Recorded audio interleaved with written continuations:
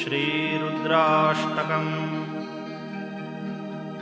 नमामि शमीशान निर्वाणरूपं विभुं व्यापकं ब्रह्मवेदस्वरूपम्।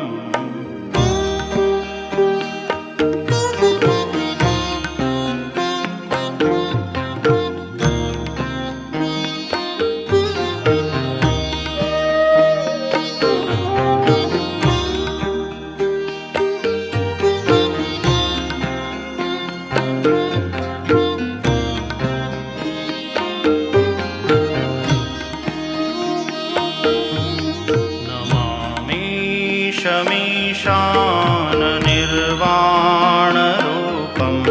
विभुं व्यापकं ब्रह्मवेदस्वरूपं निजं निर्गुणं निर्विकल्पं निरीहं चिदाकाशमाकाशवासं भजेऽहम्।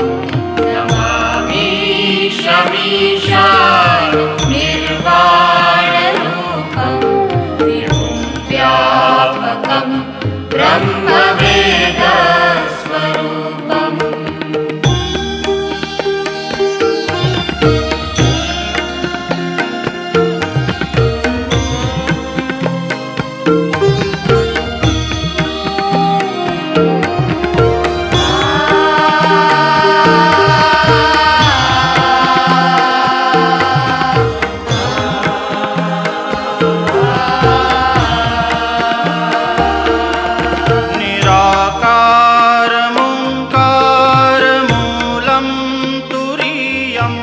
गिराज्ञानगोतीतमीशं गिरीशं करालं महाकालकालं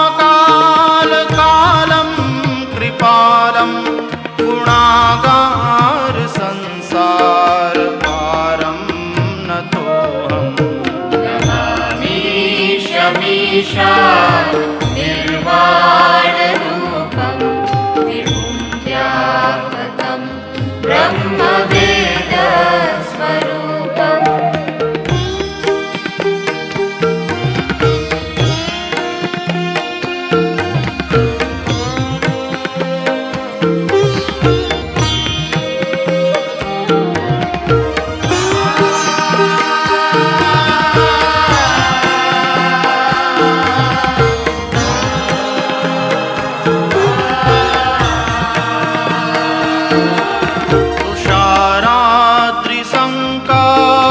गौरं गभीरं मनोभूतकोटिप्रभाश्रीशरीरं स्फुरन्मौलिकल्लोलिनी चारुगङ्गा लसद्भालबालेन्दुकण्ठे भुजङ्गा चलत्कुण्डलं भ्रूसुनेत्रं विशालं प्रसन्नाननं नीलकण्ठं दयालं मृगाधीशचर्माम्बरं मुण्डमालं प्रियं शङ्करं सर्वनाथं भजामि।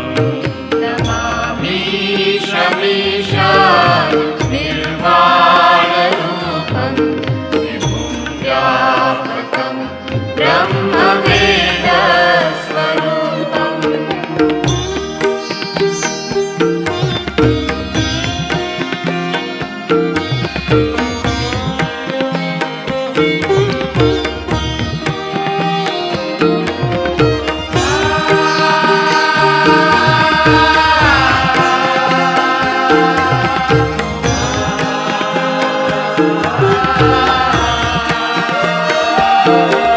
प्रचण्डं प्रकृष्टं प्रगल्भं परेशम् अखण्डम् अजं भानुकोटिप्रकाशं त्रयः शूलनिर्मूलनं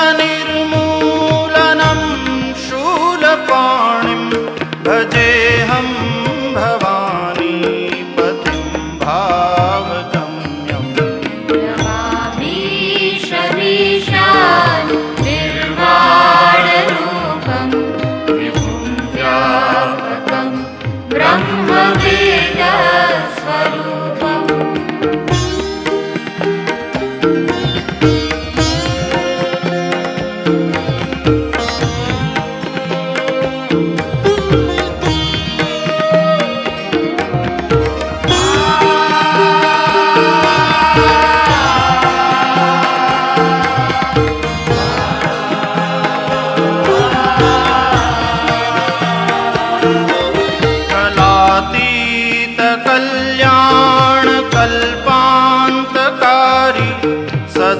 सज्जनानन्ददाता पुरारी चिदानन्दसन्दोहमोहापहारी प्रसीद प्रसीद प्रभो मन्मथारी न यावत् उमानाथ पादारविन्दं भजन्ति लोके परे वा नराणां न तावत् सुखं शान्ति सन्तापनाशं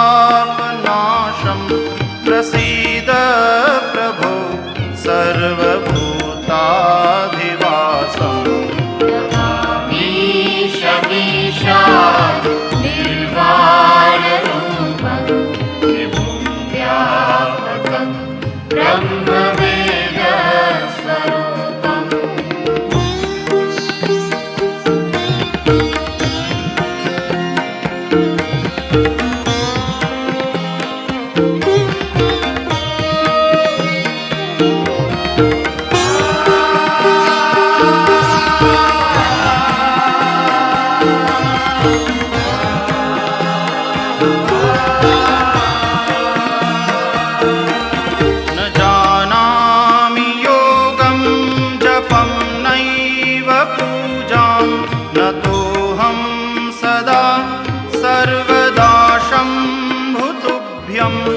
जराजन्मदुःखौघतातप्यमानं प्रभो पाहि आपन्नमामीश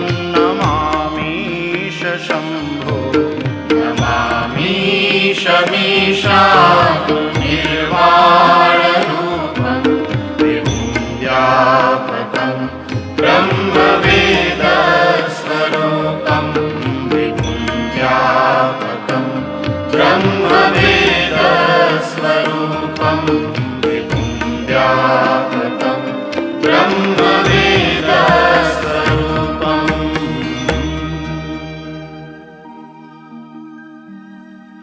रुद्राष्टकमिदं प्रोक्तं विप्रेण हरतोषये ये पठन्ति नरा भक्त्या तेषां शम्भुः प्रसीदति।